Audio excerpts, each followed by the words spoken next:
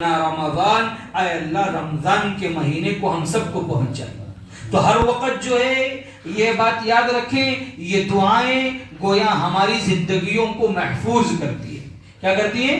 ہماری زندگیوں کو محفوظ کرتی ہے. اسی لیے کہتے ہیں کہ خدا کی نعمتوں کا شکر یہ ہے کہ جون سی بھی نعمت ہم کھاتے ہیں یا خدا کی جون سی بھی نعمت استعمال کرتے ہیں، اس وقت اگر ہم دعا پڑھ لیں گے تو خدا کی ان نعمتوں کی شکر گزاری ہو جائے گی، خدا کی ان نعمتوں کی شکر گزاری ہو جائے گی. اور یاد رکھیں اللہ تبارک و تعالیٰ کا اصول بھی یہی ہے، اور اللہ نے قرآن میں بھی یہی کہا، لَإِن شَكَرْتُمْ لَأَزِيدَنَّكُمْ، اگر تم نعمتوں کی شکر گزاری کرو گے تو اللہ تمہاری نعمتوں میں اضافہ کرتا جائے گا، اللہ اضافہ کرتا جائے گا. لوگ کچھ نہیں دیں گے آپ کو. یاد رکھیں لوگوں کا حال تو یہ ہے کہ آپ کے مرنے کے بعد ہر نفس کو موت کا مزہ چکھنا ہے. قرآن نے صاف کہہ دیا ہے کل نفس ذائقۃ الموت، ہر نفس کو موت کا مزہ چکھنا ہے اور خدا کے دربار میں حاضر ہونا ہے. اور امت کا حال تو یہ ہے کہ امت جو ہے تمہارے رشتہ دار، تمہارے خاندان والے، تمہارے قبیلے والے، تمہارے بچے ہمارے مرنے کے بعد جو ہے اگر ہمارے بدن پر سونا اور چاندی لگا ہوا ہو، دنیا نے دیکھا کہ مرنے کے بعد جب ہمیں پاک کیا جاتا ہے، کپڑے بدلے جاتے ہیں، تو اس وقت ابھی ہمیں جنازہ بھی نہیں پڑھایا گیا، ابھی ہمیں لوگوں کے دیدار کے لیے بھی نہیں رکھا گیا. لوگوں کے دیدار سے رکھنے سے پہلے دنیا کا حال تو یہ ہے کہ دنیا ہمارا سارا کچھ کھینچ لیتی ہے.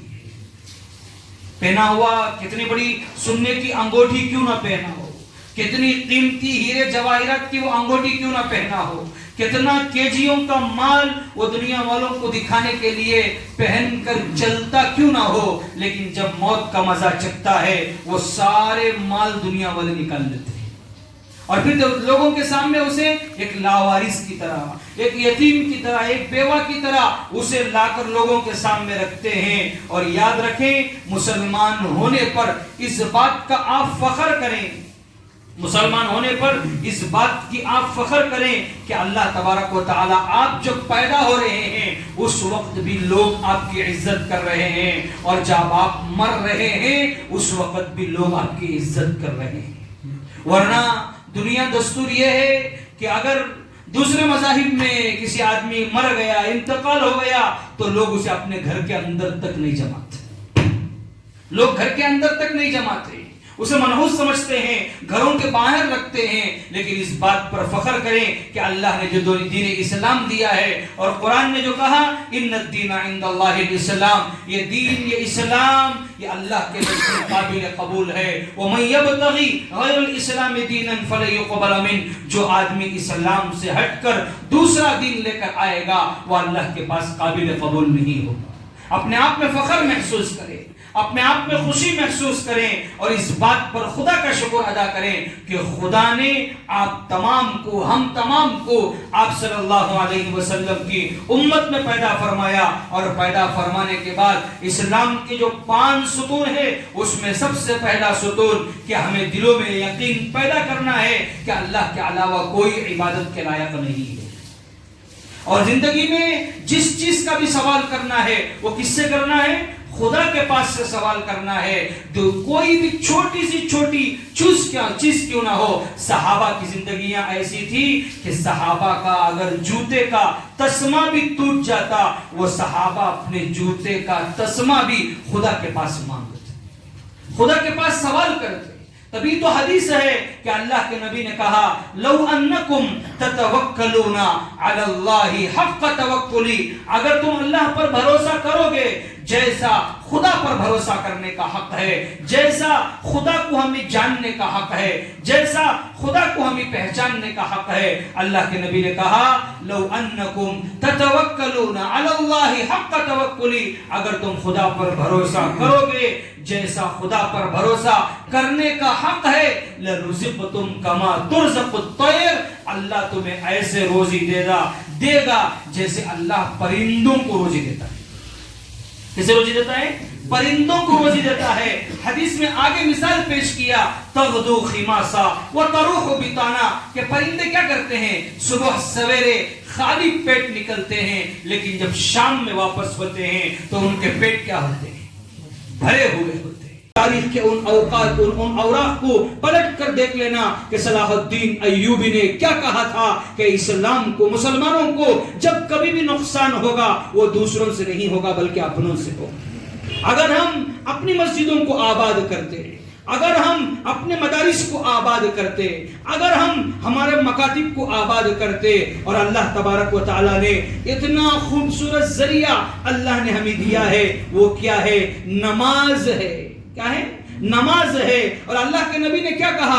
الصلاۃ عماد الدین فمن اقامها اقام الدین ومن هدمها هدم الدین۔ جس طرح ایک بلڈنگ کے کھڑے ہونے کے لیے چند ستون ہوتے ہیں، چند پلر ہوتے ہیں، ایک برج کو کھڑا کرنا ہے تو اس کے لیے ستونوں کی ضرورت ہے، پلروں کی ضرورت ہے، اسی طرح اسلام کی بنیاد اللہ تبارک و تعالیٰ نے جن 5 ستونوں پر اللہ کے نبی نے امت کو بتلائی، اس میں دوسرا نمبر کیا ہے؟ نماز ہے۔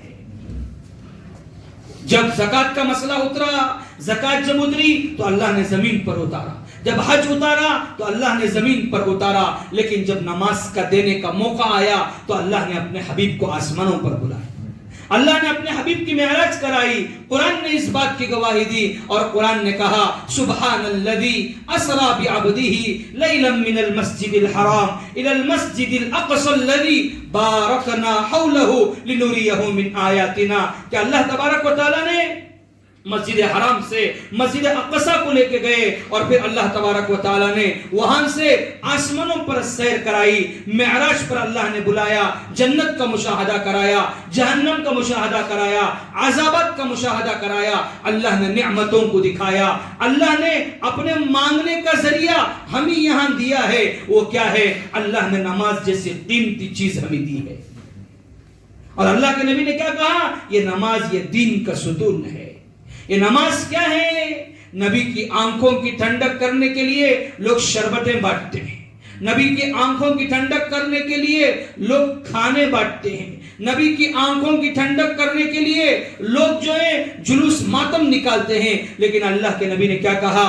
نماز کیا ہے؟ نماز میرے آنکھوں کی ٹھنڈک ہے۔ میرے آنکھوں کی ٹھنڈک اگر آپ کو کرنا ہے تو اپنی زندگیوں میں نمازوں کو قائم کرو۔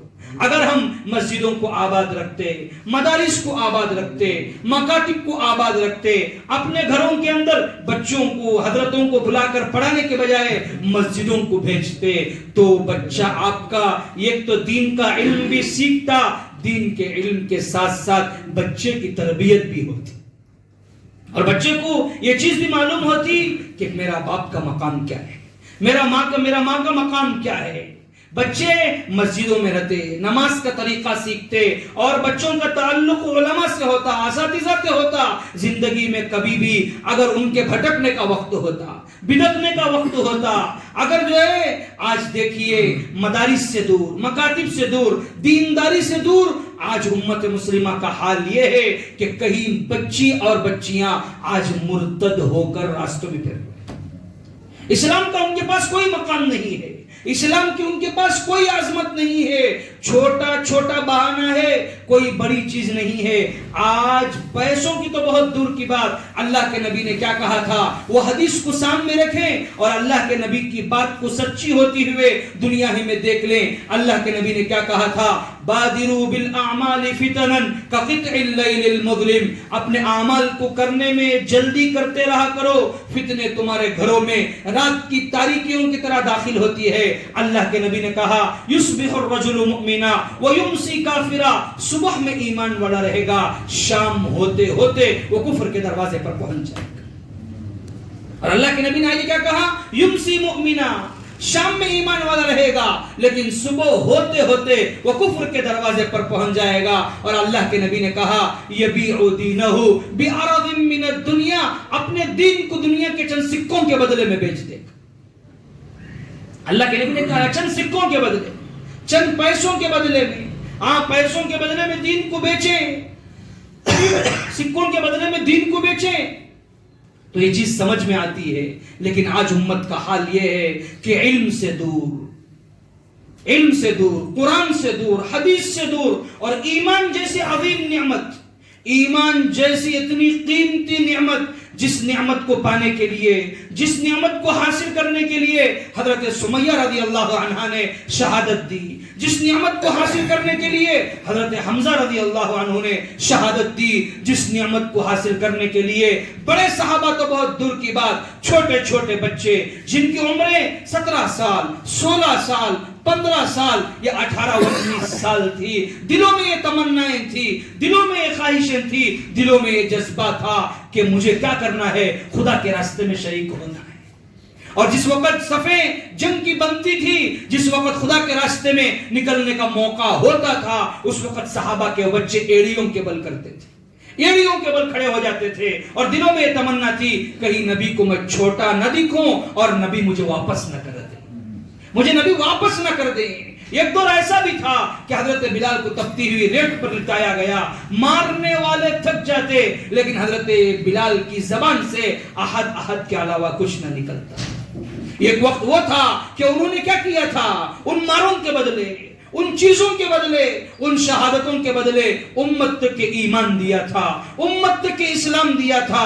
حضرت حمزہ رضی اللہ عنہ کو شہید کیا گیا، بدن کے ٹکڑے کیے گئے اور کلیجہ نکال کر کلیجے کو چبایا گیا، کئی تیر کے ان کے اوپر جو ہے نیزے داغے گئے، کئی تلواروں کے زخم ان کے پاس تھے، اور اتنا مشکل ہو گیا تھا کہ حضرت حمزہ کون ہے یہ پہچاننا مشکل ہو گیا تھا۔ حضرت حمزہ کون ہے؟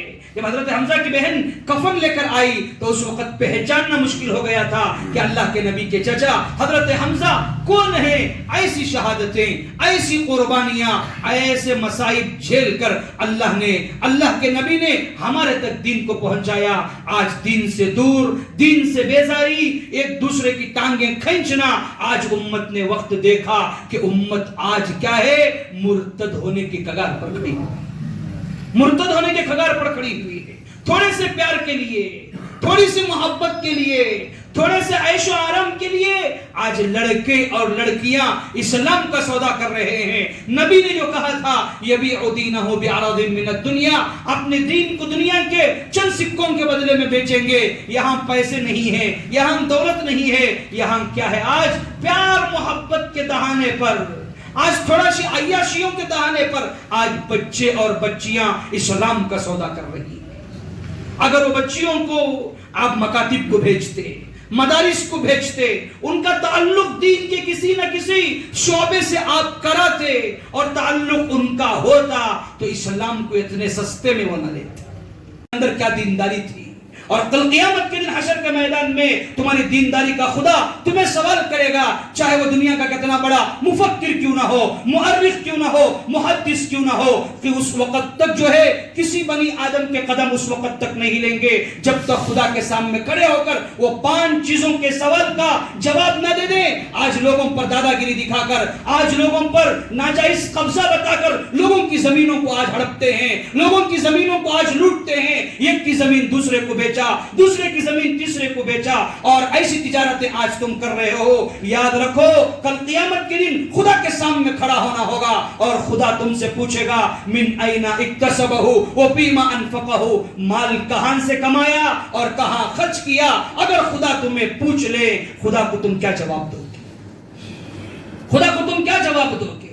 یہ زندگی، اس کی کامیابیاں اور اس کی خوشیاں اس میں نہ آئے۔ یاد رکھیں ان وعد اللہ حق فلا تغرنکم الحیات الدنیا، دنیا کی زندگی تمہیں دھوکے میں نہ ڈالے، اللہ کا وعدہ سچ ہے۔ اتی امر اللہ فلا تستعجلوا، جب خدا کی ہوا چلے گی یاد رکھو جو کروڑوں کے مالک تھے منٹوں میں بھکاری بن گئے، کروڑوں کے مالک تھے منٹوں میں بھکاری بن گئے۔ حال تو یہ تھا کہ رات سویا تھا کروڑوں کے اوپر، اور صبح جب ہوئی تو جوب میں 1 روپیہ نہ بچا، جوب میں 1 روپیہ نہ بچا۔ اللہ کر کے دکھاتے ہیں یہ واقعات تاکہ کیا کہیں ان فی ذالک لعبرۃ لأولی الالباب لأولی الابصار، عقل مند سمجھ لو کہ خدا کی قدرت ابھی باقی ہے، خدا ڈھیل دیتے ہیں۔ ان بطش ربک لشدید، یاد رکھو لوگوں کو گرانے کے لیے، لوگوں کو رسوا کرنے کے لیے، لوگوں پر اکڑ دکھانے کے لیے حضرت مالک بن دینار رحمت اللہ علیہ کے دور میں ان کا جو گورنر تھا وہ خدا کی زمین پر اکڑ کر چل رہا تھا۔ مالک بن دینار رحمت اللہ علیہ نے اس سے کہا کہ گورنر صاحب اکڑ کر نہ چلو، آپ طاقت والے ہوں گے، آپ قوت والے ہوں گے، لیکن یاد رکھو آپ سے زیادہ طاقت والا اوپر بیٹھا ہوا ہے، وہ آپ کو دیکھ رہا ہے، وَفَوْقَ كُلِّ ذِي عِلْمٍ عَلِيمٍ۔ یاد رکھو جب لوہا آتا ہے کاٹنے کے لیے خدا انگار پیدا کرتا ہے، تو خدا کی قدرت سے، خدا کی جو ہے نعمتوں سے مایوس ہونے کی ضرورت نہیں ہے۔ یہ اللہ نے موقع دیا ہے کہ نمازوں کو ہماری زندگیوں میں زندہ رکھنا ہے، نمازوں کو ہماری زندگیوں میں قائم رکھنا ہے، نمازوں کا جو ہے ہمارا دامن مضبوط رہنا ہے، صرف جمعہ کے نمازی نہیں بننا ہے، بلکہ اللہ تبارک و تعالیٰ نے دن میں جو 5 وقت نمازیں ہمارے اوپر فرض کی ہے، ہر چیز کے لیے ہمارے پاس وقت ہے، ہمارا ڈیوٹی کو جانے کا وقت طے ہے، ہمارا کھانے کا وقت طے ہے، ہمارا آرام کا وقت طے ہے، ہمارا سیلری کا دن طے ہے، ہمارا بینک کو جانے کا وقت طے ہے، لیکن بڑے افسوس کی بات ہے جس مالک نے ہمیں پیدا کر کے دنیا میں بھیجا ہے اس کی عبادت کے لیے ہمارے پاس وقت نہیں ہے، اس کی عبادت کے لیے ہمارے پاس وقت نہیں ہے۔ عید آیا، عید منائی، سسرال کے جانے کا بھی وقت طے ہے، پکنک کو جانے کا بھی وقت طے ہے، پہلے سے ہم نے ٹکٹیں بنائی کہ فلانے وقت میں ٹور کے لیے نکلنا ہے، لیکن جو خدا رب ذوالجلال 3 وقت بہترین کھانا کھلا رہا ہے، ابھی آپ سامان خریدے ہوں گے یا نہ خریدے ہوں گے، گھر میں جائیں گے خدا اپنی قدرت سے بہترین کھانا آپ کے لیے گھروں میں تیار کیا ہوگا۔ آپ نے فجر کی نماز پڑھی یا نہ پڑھی، لیکن دسترخوان پر بیٹھے ہونا تو یہ چاہیے تھا کہ خدا کو یاد نہ کیا تو خدا ہمیں نعمتیں نہ دیں، لیکن خدا اتنا ہمارے اوپر رحم کرنے والا ہے کہ فجر کی نماز ہم نے چھوڑا، لیکن پھر دسترخوان پر ہم بیٹھے تو وہاں ہمارے نماز چھوڑنے کے باوجود بھی خدا ہمیں ہمارا پیٹ بھوکا نہ رہے، اس لیے وہاں نعمتوں کا انتظام کیا۔